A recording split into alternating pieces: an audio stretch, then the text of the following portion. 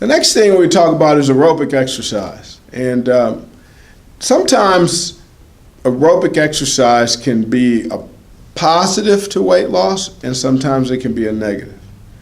And here's what I'm talking about. If you overdo your aerobic exercise, and sometimes you see people, they're doing like an hour, sometimes an hour and a half of cardio.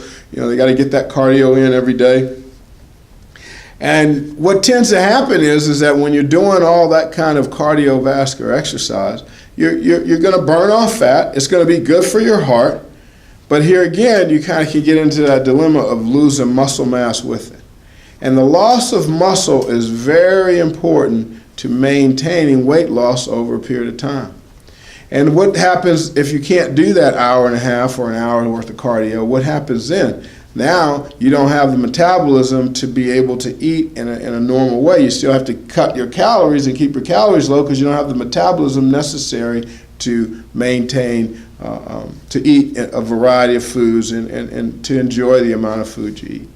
So one of the things that we want to do is we want to make sure that you do the right amount of cardio, the right amount. And the other thing is the biggest thing of all is making sure that you're eating in a way that you don't overeat. Eat what you need. Stop when you're satisfied. If on a scale of 1 to 10, 10 being you're overstuffed and 1 being you're famished, maybe eat to a 6, maybe a 7, 5, 6, 7, somewhere in there, and then stop. If you do that, you don't have to do as much cardio. A lot of times people are doing cardio because they feel guilty about the amount that they're eating. They're trying to make up for their weight loss. They're trying to make up for their overeating with more cardio.